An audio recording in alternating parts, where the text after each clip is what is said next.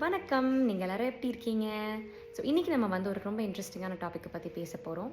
நம்ம பெரியவங்க எல்லாருமே எப்போதுமே சொல்லுவாங்க, நீ சொல்கிற விஷயத்த கவனித்து பொறுமையாக நின்று நிதானமாக யோசித்து பேசு, யோசித்து ஒரு வார்த்தையை சொல்லு அப்படின்னு சொல்லுவாங்க.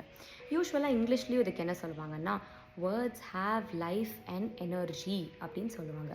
இதுக்கு ரொம்ப பியூட்டிஃபுல்லான ஒரு சயின்டிஃபிக் ரீசன் இருக்குது. என்ன சயின்டிஃபிக் ரீசன் அப்படின்னு கேட்குறீங்களா? இந்த யூனிவர்ஸ் க்ரியேட் ஆகும்போது த ஃபர்ஸ்ட் விஷயம் யூனிவர்ஸில் என்ன வந்துச்சு அப்படின்னா, அதாவது இந்த கிரியேட்டர், ஏதோ ஒரு கிரியேட்டர், நீங்கள் கடவுள்னு சொல்லலாம், அருட்பெருஞ்சோதின்னு சொல்லலாம், யூனிவர்சல் எனர்ஜின்னு சொல்லலாம், காஸ்மிக் ஃபாதர்னு சொல்லலாம், என்ன வேணாலும் வேர்ட்ஸ் யூஸ் பண்ணலாம். பட் அந்த எனர்ஜி ஃபஸ்ட்டு க்ரியேட் பண்ண விஷயத்த அதோட இன்டெலிஜென்ஸை யூஸ் பண்ணி சவுண்ட், நாதம் அப்படிங்கிற சவுண்டு தான் ஃபஸ்ட்டு வந்து இந்த யூனிவர்ஸ்குள்ளே க்ரியேட் ஆன சவுண்ட் அண்ட் வைப்ரேஷன்ஸ். இது ரெண்டும் தான் இந்த யூனிவர்ஸ்குள்ளே வந்த ஃபஸ்ட்டு விஷயங்கள். ஸோ சவுண்ட் நம்ம கேட்கக்கூடிய சவுண்டாகவும் இருக்கலாம், நம்ம கேட்க முடியாத வைப்ரேஷன்ஸாகவும் இருக்கலாம். ஸோ அந்த சவுண்ட்ஸ் நிறையா பேத்துக்கு இது தெரியும். என்ன இனிஷியல் சவுண்ட்ஸ் வந்துச்சு அப்படின்னா, பிரணவான்னு சொல்கிற ஆ உ இம்.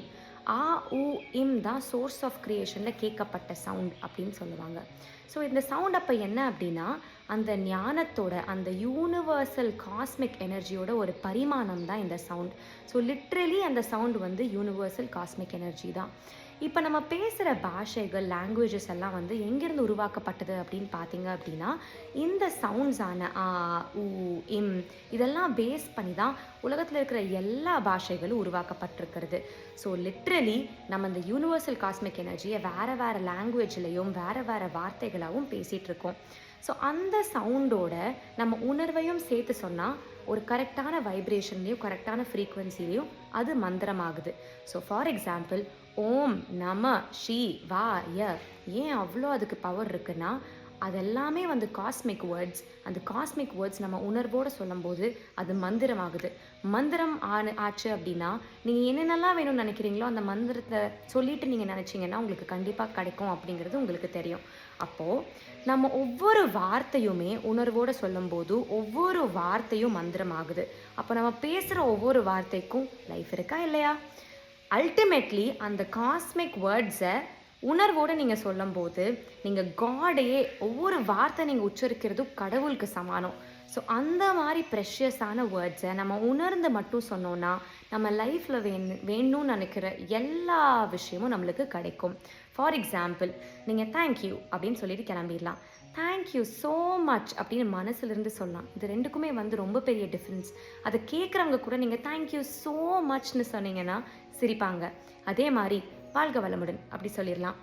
வாழ்க வளமுடன் அப்படின்னு நீங்கள் சொல்லும்போது அந்த வைப்ரேஷனும் அந்த வேர்டும் நிஜமாலே யார்கிட்ட நீங்கள் சொல்கிறீங்களோ அவங்கள வளமாகவும் அவங்கள நலமாகவும் வாழ வைக்கும். So the power of words ஏன் இவ்வளோ ஸ்ட்ராங்காக இருக்குது அப்படின்னா, வேர்ட்ஸ் இது அப்படின்னா நாதம்லேருந்து க்ரியேட் ஆகிருக்கு. நாதம் அப்படிங்கிறது சவுண்ட் வைப்ரேஷன்ஸ் எங்கேருந்து வந்திருக்குன்னா கடவுள்கிட்ட இருந்து தான் அந்த சவுண்ட் வைப்ரேஷன்ஸ் வந்திருக்கு.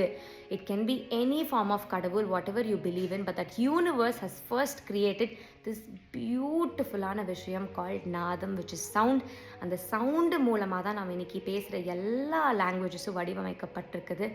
ஸோ அப்படிப்பட்ட ஒரு சவுண்டை, பியூட்டிஃபுல்லான காடை நம்ம ஒவ்வொரு நேரமும் இப்போவும் நான் உச்சரிச்சுட்டு இருக்கேன்.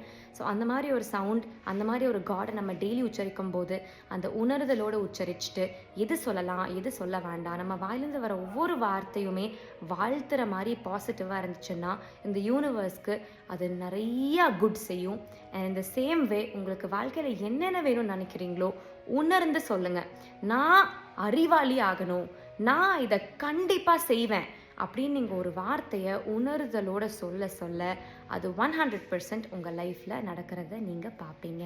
இப்போ உங்களுக்கு புரிஞ்சுதா ஏன் வார்த்தைகளுக்கு உயிர் இருக்குது அப்படின்ட்டு? Thank you so much.